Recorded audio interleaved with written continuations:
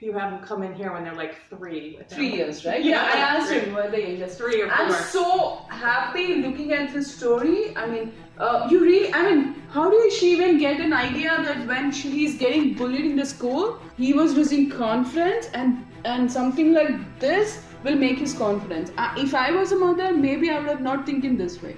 I think this is a different way of changing the attitude of a kid. It does. When you get to the point in your life when you start talking to a lot of other mothers, okay, you'll find that a lot of martial art kids that are taking martial arts, one of the things, some form of it, one of the things that the parents say is, my child's confidence increased. You hear that a lot. That's like it's over and over and over and over again. You hear that. So we knew we wanted to do this. My son was very resistant, and I don't know why. I think he was scared that he had to come in and like know things already, and he didn't want to be like the new kid in class.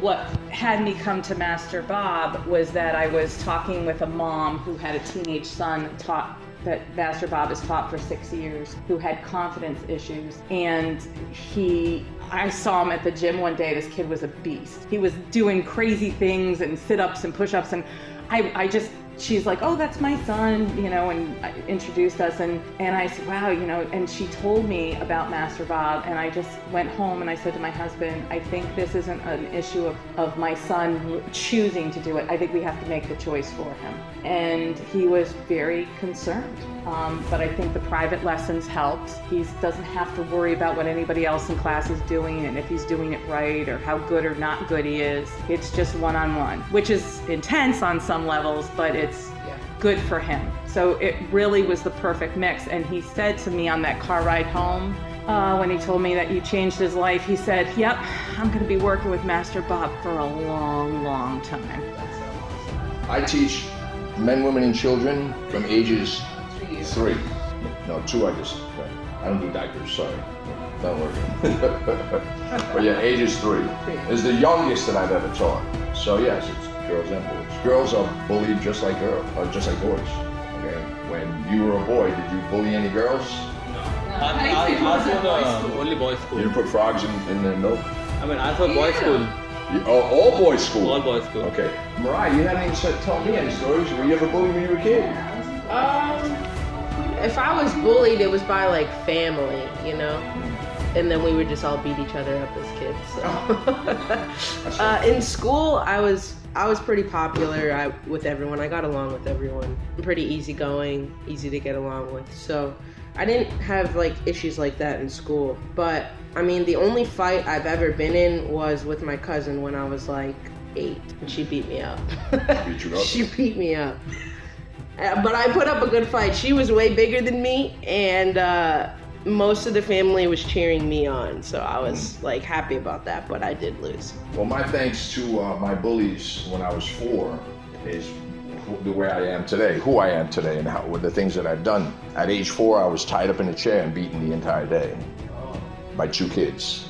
15 kids took me from the schoolyard, and they were beating me all the way from the schoolyard all the way to this house, and the other kids left, whatever numbers it was, and the 2 brought me inside, tied me in a chair, and they beat me all day at age 4. And at the end of the day, someone came home, a nice voice, a woman, and she opened the door and she started screaming. She started smacking the 2 boys, and they untied me, or she untied me, and I hugged her, I grabbed her, she grabbed me, she was crying, I was crying. I was 4 years old. Imagine at 4 years old. And she took me, grabbed my hand, took me to the front door, opened the door, and let me out.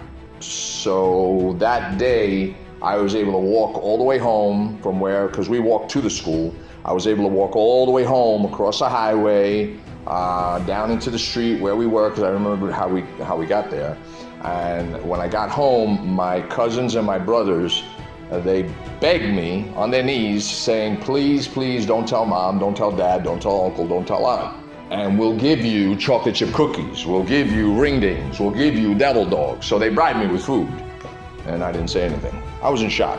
So they bathed me, put my pajamas on, they kept me upstairs to make sure that... But what is an issue of telling it to parents? Who? Why can't we tell it to parents? Because they were afraid. They didn't want the parents to know because they were afraid that they were going to get in trouble. So they didn't care about the 4-year-old that just got beat. the entire day. They just cared that they weren't going to get in trouble, that they weren't going to get a beating or smacked around or whatever, scolded or. But that happened, and I took that darkness and I spun it around. And that's where martial arts came into my life. At age 5 is when I started martial arts. So 5 was the beginning stages of my path to becoming a martial artist. And I just wanted the bully issues to stop. That's all I wanted. I didn't care about being a teacher. I didn't care about anything like that. But as years progressed, then I really, truly got into it even more and more and more. And it became something different. And it's given me the opportunity to change hundreds of lives and save hundreds of lives. I got a young lady who, at age 12, she was raped by her cousin. And now, nobody can touch her. The young boy that we discussed, he was afraid of his own shadow. He had no idea what to do with himself. And he was skinny. Now, look at him today, oh my God, he's like, he has a V. He has balls on his shoulders and he's a V. He's got muscles out of his stomach, and the kid is dangerous, real dangerous. I got another boy who was overweight, and he says flat out, says, you know, Master Bob, I was a fat slob, and I was always getting bullied. I was afraid. Now, the kid is dangerous, real dangerous. At age 16, he's dangerous, and he's very powerful, and he doesn't fear of anyone. You know, he has trained before, but what I gave him was something different. He took it back to India, and even there, his teacher was impressed on his skill level of what he has done and what he has reached. So, you know, there's a lot of things that I've done for people, be it self-defense, survival, fitness, psychological warfare. You have people that are so deep down inside their brain, they feel that they don't want to live anymore. And I turn it around, make them feel good about themselves, make them feel happy, make them feel that they are important.